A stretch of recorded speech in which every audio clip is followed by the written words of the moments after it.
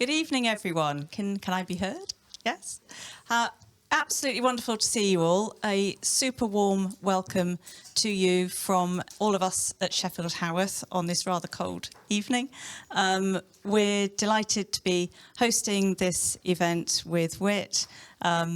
Just for your own information, the space sector, space tech particularly, is one that we as an organisation are deeply involved in. We're exec search and talent advisors, so the people in that sector are also what really get us excited. So we're very much looking forward to this evening's discussion. When we've finished, I'd love you all to stay and have more refreshments with us and mingle and chat. And without any further preamble, I will hand over to Audrey. Thank you very much, Helen. And Candace, thank you for joining us. Thank you. Thank you very much for hosting us. I'm Audrey Mandela. I'm the chair of WiTT and a longtime friend of Candace's. So before we jump in, there are three other WiTT directors here tonight: Michelle Senecal, Annette Nabavi, and Yasmin Majid running the Zoom. So please do chat with us if you're not familiar with WiTT and if you'd be interested in membership or anything else later. But now I'm going to jump in. So, Candace, we have been so looking forward to this. We tried all last year to get you to, because last year, this is the end of our year of space tech and the start of our year of health tech. So you are the conclusion, the lock note, I suppose, to our year of space tech. So I'm so pleased to be doing it this way. I'm going to read you Candace's bio, just to make sure I don't miss anything.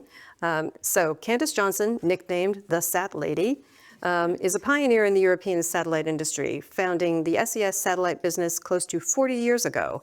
Since then, she has founded or co-founded L'Oreal Teleport Europe, Europe Online, OwnSat, which is Oceania Women's Network Satellite, VATM, and VATM, thank you, and that one I didn't know, and the Global Telecom Women's Network, GTWN.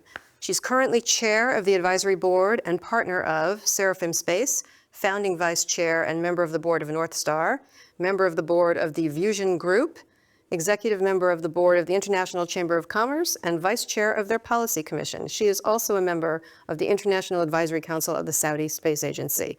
So I don't know when you ever have any free time, Candace. Candace has also been a leading campaigner in diversity in the telecoms and tech sectors. In addition to being the driving force behind GTWN and OwnSat, she co-founded the Global Board Ready Women's Network to respond to global corporate governance needs for more gender diversity on publicly quoted company boards. How's that going? Not as well as better, but could be better. It's great. It's law. It's a law. It's a law now. Well, that's true, yes. That's fantastic. So we are delighted to have Candace here this evening. We're going to have a wide-ranging conversation about her career, her views on developments in the satellite and space sector, trends in online communications, and progress in improving diversity in our sector. So, Candace, I'm going to jump in with my first question. You know what it is. We're going to start with your earliest influences. As I recall, you had a Sputnik ornament on your Christmas tree when you were a child. And So yes, you did. I really did. I was 5 years old, which was 1957. And when that Sputnik got launched in October, my father was at SHAPE, Supreme Headquarters Allied Powers Europe in Paris. And so everybody was talking about Le Sputnik. And so I got that little Sputnik, which has been on my Christmas tree ever since. And you would please note that Santa Claus is inside. And so I was convinced that everything good came from space, and I still am. Well, so I'm going to read the entry from for 1985 from the history section of the SES website. After a long struggle spanning several years, SES was founded as Europe's first private satellite operator. The signing ceremony was celebrated, but came with controversy, as neighboring countries feared it could threaten their own satellite programs. This was only compounded by a fresh concern in France. Many believed the new satellite could become a vehicle for US cultural imperialism. Luxembourg displayed its ambitions to become a key space player by supporting the launch of our very first satellite, Astra 1A. So, Candace, tell us about the launch of SES, some of your struggles to get it off the ground, if I may. You also always said that BT was very helpful to SES in the beginning. So can you tell us more about that too? Yes, yes. So first of all, all good stories start with love stories. And so my husband was the ambassador of Luxembourg to the United States when I married him in 1981. And in 1982, the Prime Minister of Luxembourg, Pierre Werner, also one of the founders of the euro, was looking for a fourth economic pillar. We had broadcasting in Luxembourg, we had the steel industry, and we had a monetary union with Belgium. All of these sectors were going south. And so he said, I'm looking for a fourth economic pillar. And so I did what I always tell all young entrepreneurs to do. I wrote 2 pages and I said, well, Luxembourg could have a satellite system, private, of course. And so Mr. Werner says, but Candace, we don't have anybody who does satellites. I said, well, I do. But what happened, Audrey, was that, it was really the mouse, the little mouse that roared, because it was February 1983 when we started really putting together SES. And we had to get the frequencies, and Luxembourg sent a letter to all, well, at that time it was a telex, to all of the countries and said, we are starting our own satellite system. Well, of course, this was like incredible. And particularly because in that time, there was industrial policy. And so all of the big countries, Germany, France, Italy, the UK, etc., they were all having satellite programs that they were calling DBS, direct broadcast satellite, and they were giving contracts to their national manufacturers. And so they looked at Luxembourg and said, what? And of course, the only way, since we tried to go to Matra and MBB, et cetera, and they all said no. In fact, the managing director of the MBB said, Dr. Schwartz, I'll never forget, he goes, Miss Johnson, we build satellites for large governments. We do not build satellites for private companies in a little country in Luxembourg. Can you imagine? Years later, his assistant, who was at that meeting, of course, had become a member of the board of MBB and then Airbus today. And he said, Candace, I will never forget that. I wanted to, literally, sink away. One of the fun, maybe just 2 fun stories. So Mitterrand was furious at this. He just could not stand it. And so he actually refused to shake Mr. Werner's hand. Yes, because he was so mad. And then he also said at the time, he said, and Genscher told this to me later, the foreign minister of Germany, he goes, that woman, me, is going to sell Europe's skies to America. Well, as it turned out, I also am the chief architect of SES Global, and I bought GE Americom for Luxembourg and for Europe. So, but I was so bad, they called it the Coca-Cola satellite. I was afraid to drink Coca-Cola for many years. Yeah, we might have yeah. And just a real quick story about ET. So, here we were, literally nobody wanted to work with us, none of the governments, et cetera. And at this time, please don't forget, this is government-owned broadcasters, government-owned telcos, et cetera. There was one gentleman, Steve Main from BT. And Steve was the head of the satellite division of BT. But the only problem was they didn't have a satellite. And he is the one who actually went to Mr. Murdoch and said, we could rent transponders or channels on this Astra satellite, SES, Société Européenne des Satellites is the company name. Astra was our trademark name. And so he actually signed up when we didn't even have a satellite, he signed up for 11 of our 16 channels. And at the ITU, you need to coordinate your frequencies. And BT was our friend at the ITU because they helped us coordinate our frequencies, and we will never forget. And I will never forever forget Steve Main either. So, yeah. Yeah. Nice to have a friend when you're doing something radical like that. Absolutely, absolutely. And yet, wasn't Rupert Murdoch one of several men to call you the most dangerous woman in Europe?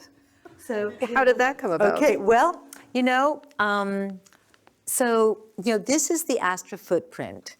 And, here again, I think it's really important. We did this footprint in 1983 when there was a wall, dividing Europe. And yet we said, we will make this satellite because, I have to say, I'm a free marketeer, I'm an American, I grew up, my parents always said, you can do anything you want, you have to work hard, you work well, and you will succeed. And by the way, let me just see here, this is when we launched the Astra satellite system, SES. So I am the only woman. And Fortune, it was so funny. They wrote an article, and of all things, you think they would write, questions. Was it this or this? This is Candace. What are you wearing? And I said, well, I'm wearing culottes because they couldn't figure it out. Now, on your far right is Steve Main, by the way, is Steve Main. Okay. So now, why am I showing this? Because. So we launched it on December 11th, 1988. 11 months later, the wall fell down, and we were the only satellite system that could cover all of Europe. And so we became, from day one, we were in the black, and we became the largest satellite system. Now, two things happened. One, the European Post and Telecommunication, that was their name, the CEPT, they had got together to build Eutelsat, and the national countries had also gotten together to build the direct broadcast satellites. All of those satellites failed. Can you imagine? Each one had 250-watt traveling wave tubes. We had said, with our technology, which was gallium arsenide LNBs, gallium arsenide is still playing a very important role in telecoms. Gallium arsenide LNBs, that we will be able to receive signals with a satellite using only 25-watt traveling wave tubes, but going to the same size signal antenna. And so we had a monopoly. From this little company, a little country that nobody believed in, nobody wanted to fund. That's another great question. We became the absolute #1 satellite system in Europe. Well, success is good, but of course, people want to take it over. And because we had all of the satellite market in Germany, in France, etc., in Italy. At one point in 1993, when the digital transformation was happening, that first one, the digital revolution, Mr. Murdoch, Mr. Kirsch, and Mr. Berlusconi, the three of them, came together and said, we want to take over Astra. Now, today, if you think about it, you have Sky UK, you have Sky Germany, and you have Sky Italia. And it was all on one conditional access system. And so they wrote a letter to SES. By the way, this is Chatham House rules. Well, it's going on YouTube, Candace. Okay. Well, they tried to, so they wrote a letter. Well, I have said this, and they wrote a letter, and they said that we, the group, would like to buy 30% of SES, which would have been the control. We will take over all of the digital transponders, which was our next, the transponders on the next 4 satellites. And we will guarantee you, the owners of SES, 15% IRR. Now, what happened was that not only did they want to take over all of the transponders, but all of the new channels that were coming up, Children's Channel, Travel Channel, all of these new companies, they said, if you want to get on the SES capacity, you need to cede 51% of your company to us. I was the only non-banker on the board of SES. Now, the reason we had so many banks is because Mr. Werner had written a little letter to help us get investors. And that letter said, if you are kind to our satellite project, we will look kindly on your Finanzplatz in Luxembourg. So we had everybody. We had Deutsche Bank, Dresdner Bank, BNP Paribas, Banque Bruxelles Lambert. We had all of the banks. I was the only non-banker. And of course, risk. Bankers do not like risk. 15% IRR didn't sound bad. Now, let us not forget, in every single transponder, instead of one channel, we were going to have 10 digital channels. And so I tried to make the bankers and the board understand that this was not a good idea, that they should be making 700% IRR, and that we could not go against, which was our DNA, which was the freedom of choice. This is what we had always offered everybody. And if we gave all of our capacity to these three, we would be not having open skies, which we had always fought for. We would have closed skies.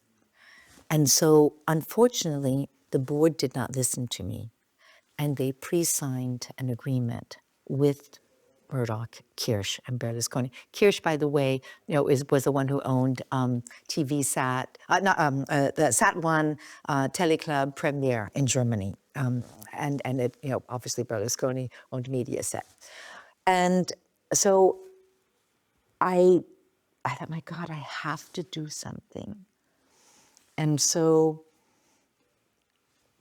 I went to the press.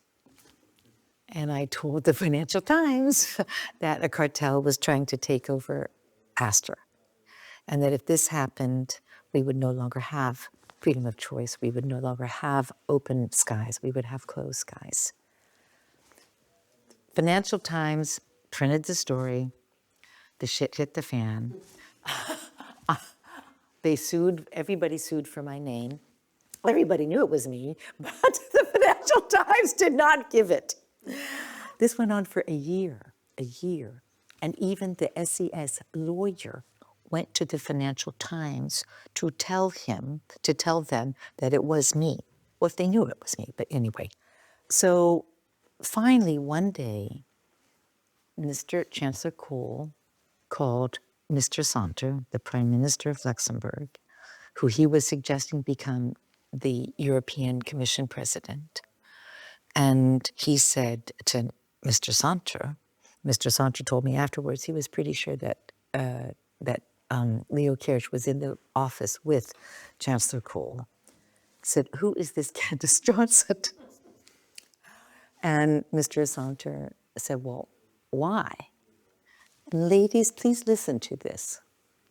Because he said, she is not letting my friend Leo Kirsch and his friends, Mr. Murdoch and Mr. Berlusconi, take over the Astra satellite.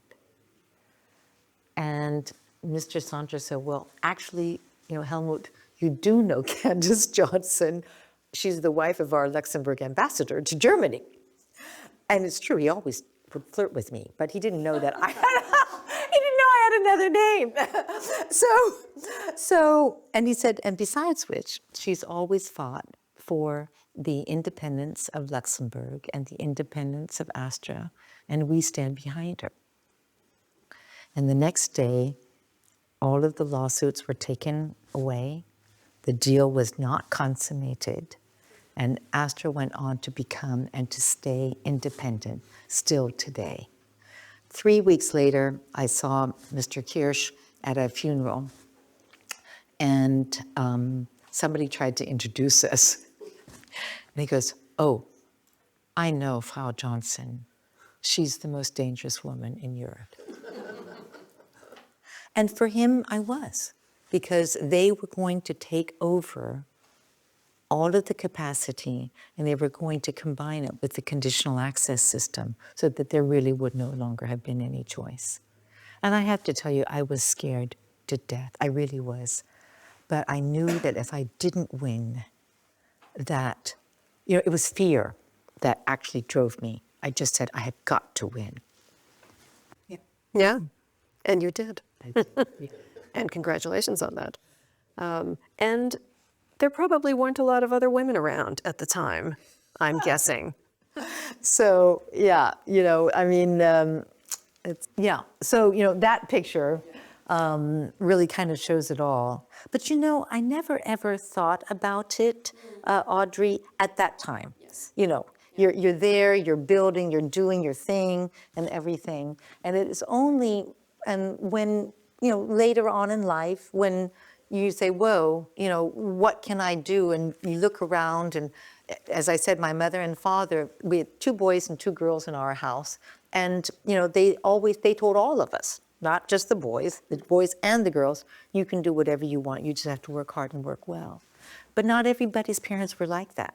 And, and also, I was just, I tell everybody I am the luckiest person I know, and I really am. So, but, when you are in a position to be able to then give back, then you have to. I really think you have to. Yes.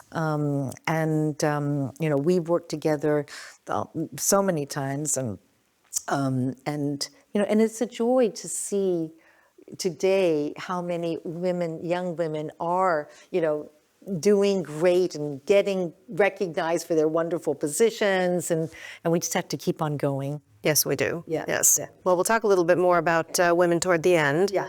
But I do remember coming over here in 1987 and thinking, where are all the other women? This is kind of strange, which is why Stephanie, our colleague, set up WiTT to begin with. She wanted to find the other women. So here we are. So let's talk about the evolution of the space sector. We've, satellites now, well, what do you think about the satellite sector now? I mean, obviously, you've been very important in setting up Oceania Women's Satellite Network. So that clearly you still believe in satellites. So if I may, I'll just show, so by the way, so when I architected SES Global I architected it actually in 1999. It was, here again, it was consummated in 2001. It really, here it was, I did the analysis of the ground stations, the frequencies, the markets, the satellites, etc. And at the time we were number 4 and GE was number 3. GE Americom was number 3.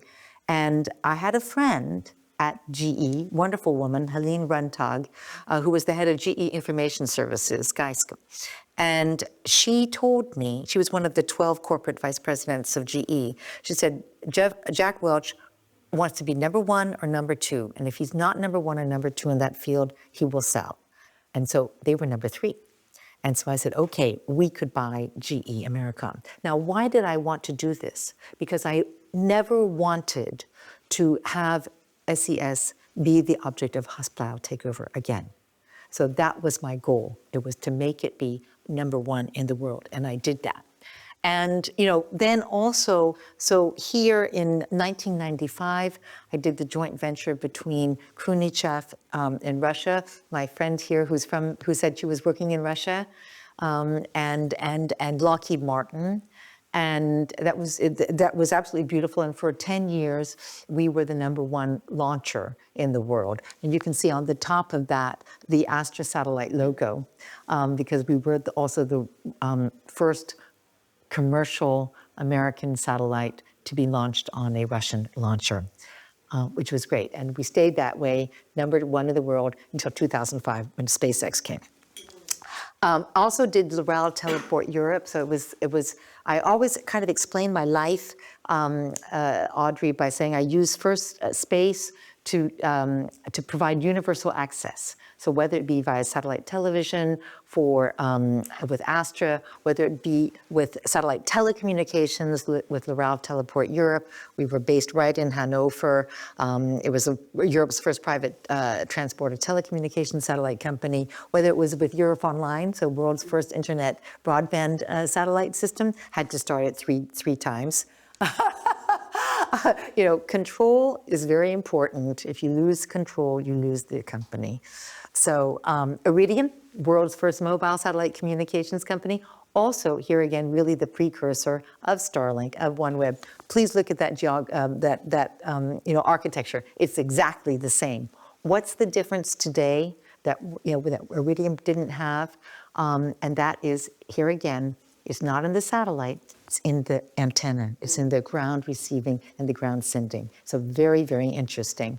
And then, to access the universe. So going from universal access to access the universe. And so, Earth observation is very important. Climate, weather, space situational awareness, in-orbit servicing, manufacturing, and, and space stations. So not surprisingly, Audrey, I think that really, I tell everybody, choose your tools, choose your weapons. It doesn't matter. It can be space, it can be mobile, it can be, towers, whatever, but, choose it and do something impactful. And so, that is still continuing today. And so whether it is Earth intelligence and there's so much more to do, because one thing that has happened that is, and people maybe do not really understand the impact of it, but IoT, the Internet of Things, sensors, the fact that you can put sensors on everything and be able to track it, and that you can then use AI to make insights. This is very important. And so, whether it's, for the Earth observation, water, climate, etc., Internet of Things and satellites, so that every single part of our lives, be it the GPS, with the finance industry, be it the weather, be it environment, be it connectivity, all of this is is helped by space. And so just real quickly, these are, and this is the thing that I love about you, Audrey, and also about, just all of you, really. I mean, I've known Michelle for so many years and everything.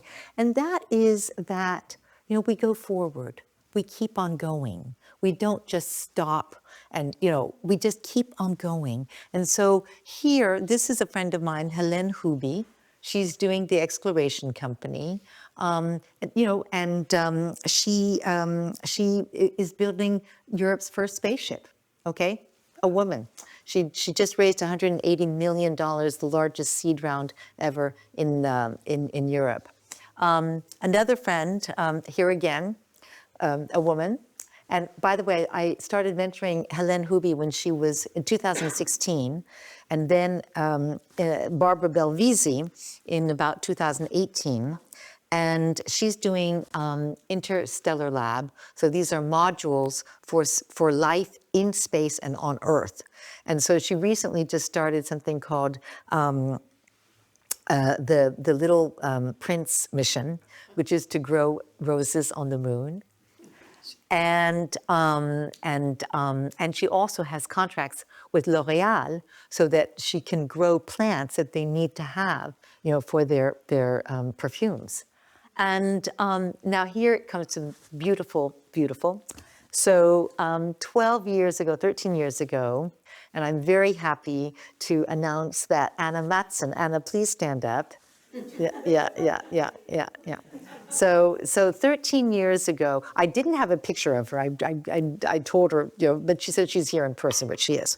So 13 years ago, I'm giving a speech at the ITU and on internet and satellites. And so Anna's friend, Ellen Strickland, comes up to me and says, Candace, we need to have, internet satellite connectivity in New Zealand.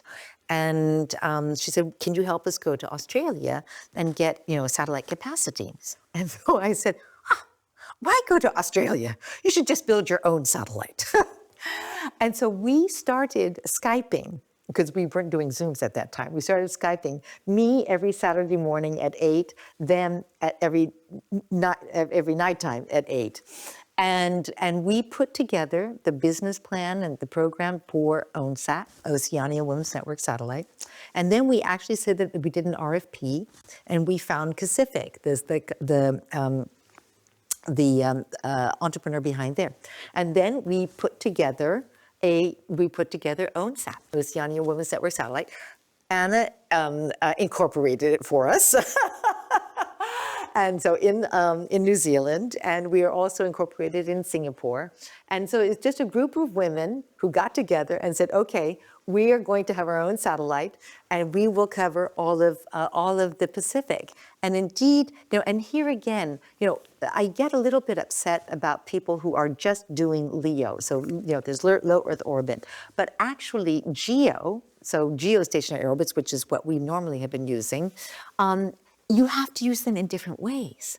So if you see, every single one of those islands has its own dedicated Ka-band spot beam, and the throughput and the resilience is much, much greater than it is with a LEO, which is flying around and has shared bandwidth.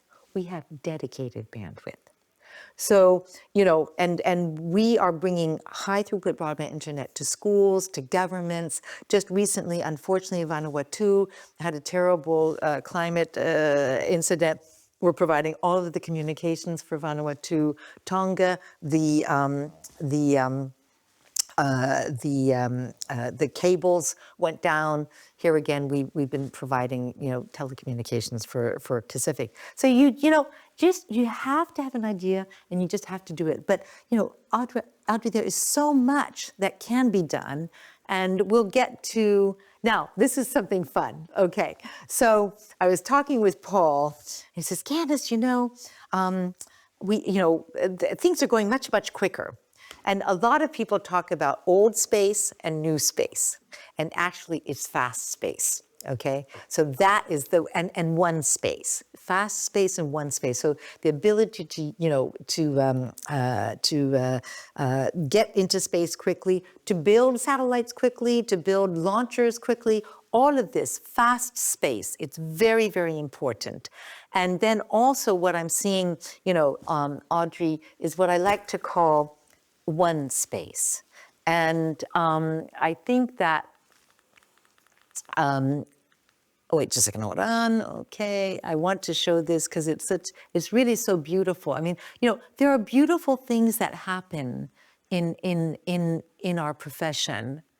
So, the findings of the James Webb Telescope, I mean, that is so beautiful, because it really does, go back to our origins, and it allows us to literally think of one space. So where people used to talk about deep space and near space and the planet Earth, we can talk about one space.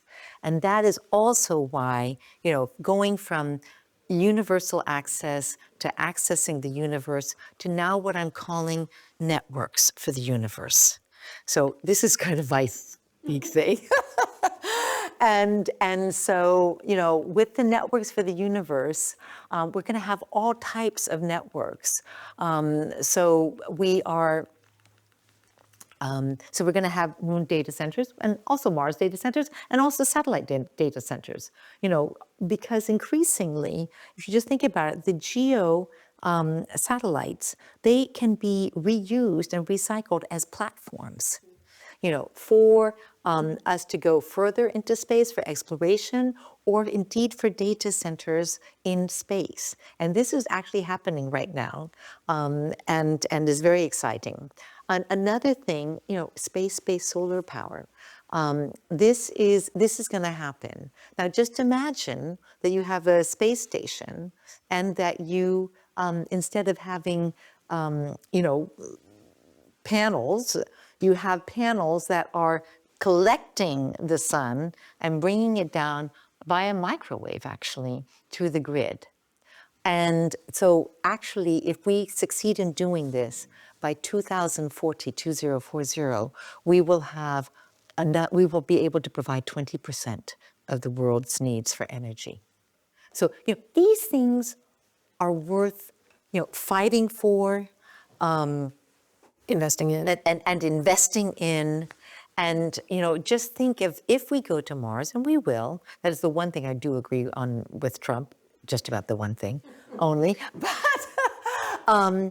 we need to have communication networks. So we're going to have to use the metaverse, the digital twin. We need to have transport networks. We need to have logistic networks. We need to have energy networks. We need to have food networks. So these networks for the universe, I think is just kind of really, really the next big thing. And, this is kind of my tips for investing in space and space tech, just in case you're interested. And I am the chair of Seraphim Space. So, space in space. So that's in-orbit manufacturing, it's in-orbit services, it's robotics, it's 3D printing, multi-orbit. So we're not talking just about GEO, we're not talking only about LEO or even MEO. We're talking about all orbits, and there will be many more to come, but we need to connect them and use them. Space launchers and space transportation, there is a dearth of launchers. We need to get all of these, wonderful new types of infrastructures into space. Software and onboard processing. So it's very important to understand that, onboard processing, because it takes so much energy and bandwidth to bring down all of the data, if we can process that data and only bring down what we need to have, this will be really a big thing. Space stations, there's no question about it. The Chinese are doing theirs. We have the ISS. America is having 4 companies, compete. Quite frankly, Europe has to get its, together. Regional connectivity satellite system. So that was like with Pacific and ONSAC, that we can cover regions. Space-based solar power, space exploration. So indeed going to Mars, the space experiments, pharma, agritech, new materials. Very, very big. Just as I was saying that galvanide, the gallium arsenide, LNBs, that is what allowed us to use 25-watt traveling wave tubes instead of 250-watt traveling wave tubes. And this is only just going to continue. So, Audrey. So that does make me wonder, and I didn't prepare you for this question. So Elon Musk wants to die on Mars, but not on impact. Do you? So, except for the fact that he might be there too, would you like to see Mars or the moon? It's so funny. Fortune was very kind to write this article. And by the way, my happiest part about this article in Fortune, because they said, well, we want to write an article about you. And I said, look, I think I was 69 at the time. I said, you don't need to write an article about me. I want to give this opportunity to young women space entrepreneurs. And so I got 10 young women space entrepreneurs into Fortune when they were like 30 years old. So that was really, really great. But at the end of the article, they say, we can't believe this, but the only person that we interviewed for this article who does not want to go to space is Candace Johnson. It's not me. And they also say at the end, but if you do want to go to space, she can help you do it. So, yeah. Somebody in the room. Yeah. So before we move into talking about women in the sector, we should probably take some questions so we don't run out of time for that. So does anybody in the room have a question? Helen, just wait for the microphone, please, so that the people on Zoom can hear you, and for the recording too. Thank you. That's on Candace. That was really inspiring about both your career, but also to hear where we're going in future. And of that, there's a lot of exciting stuff coming up, and I think the space sector's been really rejuvenated. One of the things I think's interesting I want to ask you is that, talk about your own career. You talked about universal access being a real priority for you and independence. I get the feeling we're entering another kind of competitive space age, both with government and private companies like SpaceX. how do you see managing to guarantee space not to be the next territorial thing to necessarily put a flag on or a company logo, but to be something that it's a resource for the whole world and all mankind? Thank you, Helen.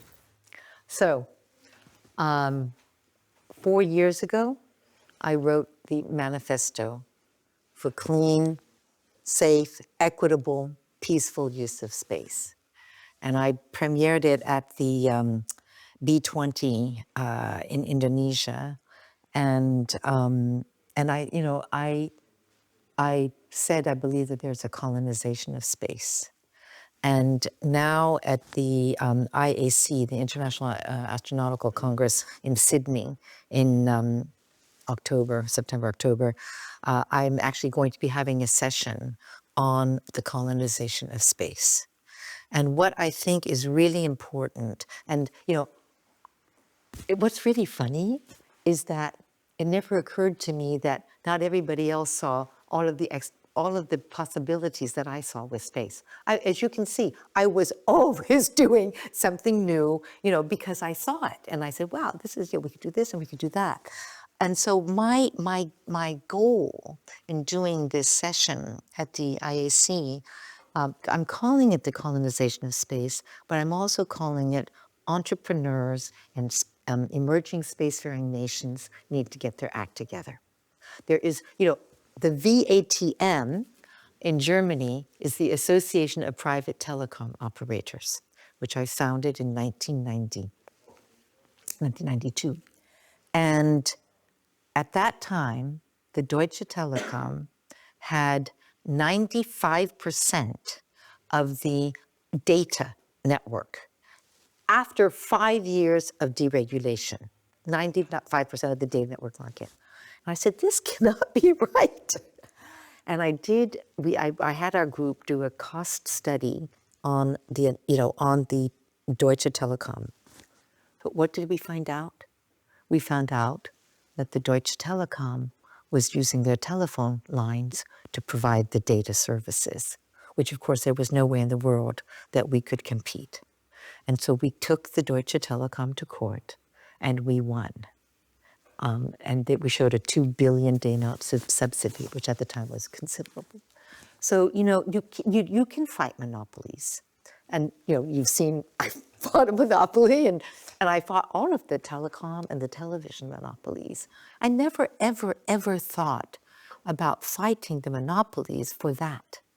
I was fighting the monopolies because I wanted to do something better. And so I really do believe that we can do something better. And you have to inspire entrepreneurs and emerging spacefaring nations, just like Luxembourg 42 years ago, when they couldn't even spell the word space. And yet you need to have that inspiration and you need to do it. And so that is going to be my message. I want every single young space entrepreneur to not do a SpaceX, but to do something else, Yeah. Thanks for the question, Helen. Any other questions? And if you're on the Zoom and you have a question, just... I've got a question from Okay, offline. then could we send the microphone back to Yasmin, please? Simon from Angel Academy. Left field question. Although apparently, Audrey, you might understand this coming from him. So Simon says, I believe you have a master's in music. How has your musical education shaped your thinking, skills, worldview, etc.? Simon is a classical guitarist as well as co-founder of Angel Academy. Wonderful, wonderful. Thank you, Simon. Thank you for that wonderful question. So people are always amazed that I actually have 5 degrees in music. I have no degrees in physics or math or anything. But for me, it's the same thing.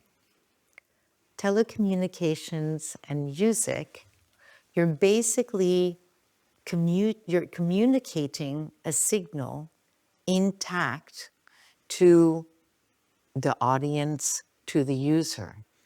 And as a professional, you have to make certain that you keep the essence of that signal or of that message totally intact.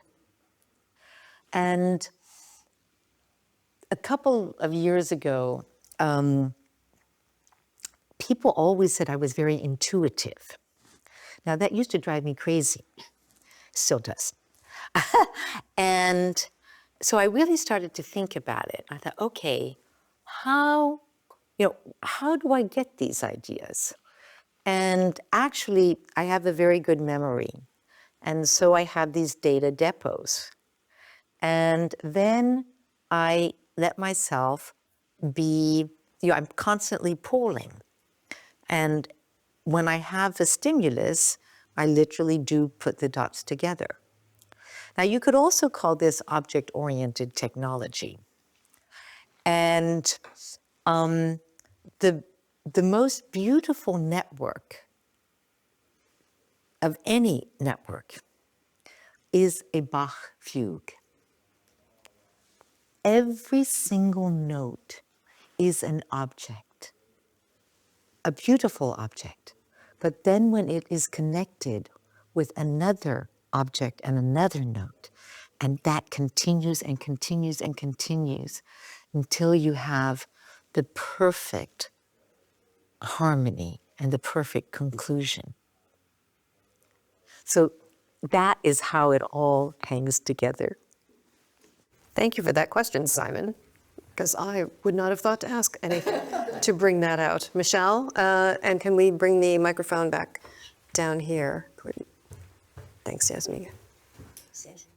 Just to kind of move it a little bit forward, what kind of, I serve on a board of one of the largest universities in the United States, and they have started a space leadership program for the last few years at Thunderbird, because the idea that we need to be able to groom leaders for this. Yes. So coming up through this industry, what is it that we need to be training people to be able to drive and to deliver on the things that you're looking at here? This is so funny because about 6 years ago, I was asked to give a speech on whether entrepreneurship could be taught. And it was also to, the whole audience was, presidents of universities. And, for instance, there's this school called Babson, which, is very well known for entrepreneurship. But the fact of the matter is, have you ever met an entrepreneur from Babson? No.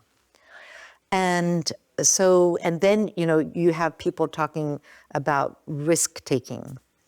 No, you should not talk to people about risk-taking or de-risking. You should say, what can you do? What can you do? And I think that, in space leadership, and this is going to be the most important part now of our progression. It is the understanding of space as a diplomatic tool, and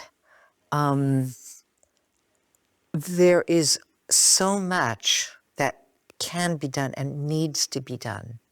The fact that my husband was, he was a consummate diplomat. I tell everybody, I had Henry Kissinger in residence.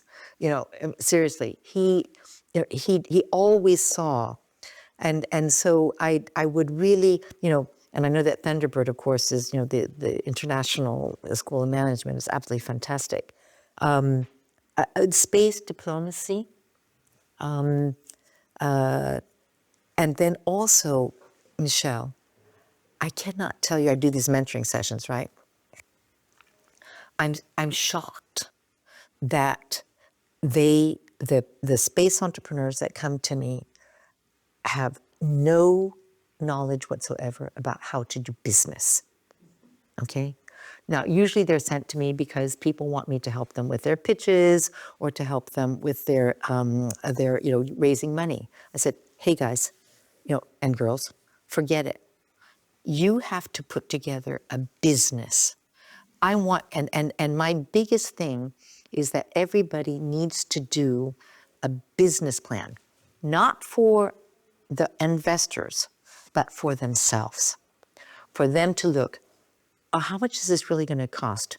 Do I really think I'm going to get this client?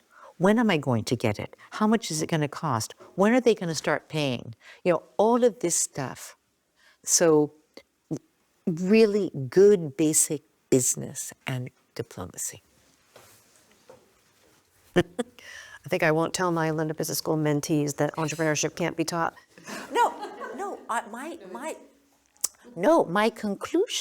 My conclusion was, because actually I do have this kind of, I have my little program for entrepreneurs, absolutely. Part of that is the object-oriented technology, which you have to do at night. You program your mind to find the solution. I mean, being an entrepreneur is being solution-oriented. And so you have to program your mind. This tonight, I'm going to think about how I'm going to solve this problem. And I wake up in the morning and I have it. No, seriously, I do. And yeah. So anyway, people kind of think I'm crazy, but that's okay. I think that's something we could all work on. So to wrap up, because we are running out of time now, we should move on to the subject of diversity in our sector. Yeah. How do you think we're doing? Well, I'm an optimistic person. I'm definitely an optimistic person.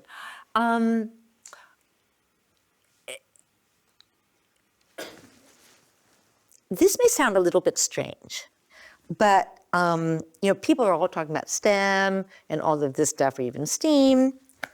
I had one friend who did her master's in telecoms engineering and everything. And at one point, she came to me and she said, Candace, I am tired of being under the floors doing the cabling.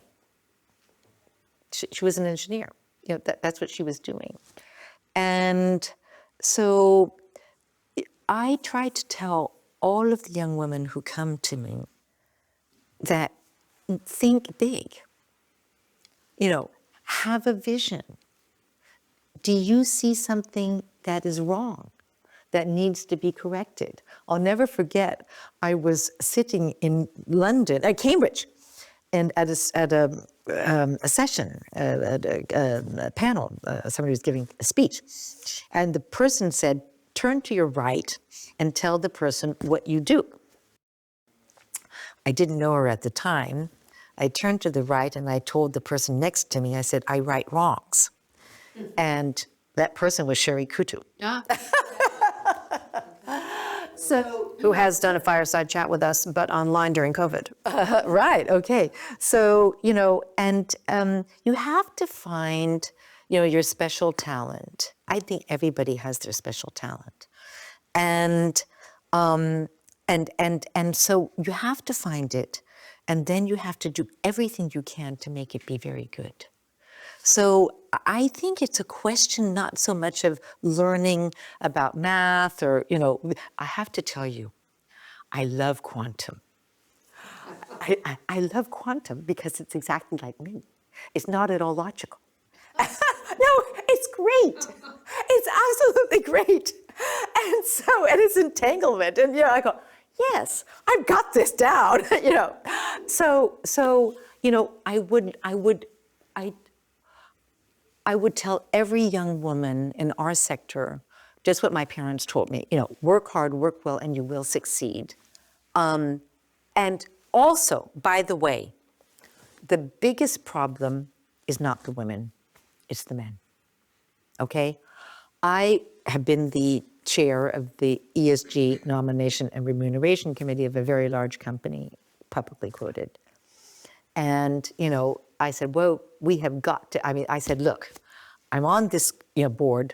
In our management board, we have 1 woman out of 12. I said, this is unacceptable. I will not continue to be a board member until we get at least 40%. So everybody said, no, it's not possible, it's not possible. I said, look, we're going to add on to the GMB, and we're going to put these people and everything. But the biggest problem, I woke up one night, and we did everything. I said, oh my God, it's not the women, it's the men. And the men have to learn how to be more inclusive. That's really what it is. And they have to seek it, and they have to love it. Yeah. So we just have... I disagree with you. Who might disagree? Mr. Zuckerberg. Oh no, listen, let me tell you, I am furious. I think we all have to make a shout out for Apple. I think that possibly the reason that it is the way it still is because of Lauren Powell Jobs. I think that she must have weighed in there. It is disgusting. Yeah, it is. Yeah. The picture of the three of them Yeah. at the inauguration yesterday. Yeah. So she, Yeah. yeah. Yeah, but you know what? You can't let that down. You can't let that get you down. No. You have to just say, and when you are in a position like with Audrey and myself when we started this Global Board Ready Women, it was pretty hopeless at the time, but we worked 10 years, but we got that that law passed, and as Vivian Reding says, we don't like quotas, but we like what they do. And, and so the law's there for 10 years. Everybody's applying the law. And, and so you just have to keep on going. Yeah. It's true. And that's probably a good note on which to end. So thank you so much, Candace. This was fantastic. We could have talked for hours, but we need to let everybody have a glass of wine, including you. me. So join me in thanking Candace, everyone. Thank you so much.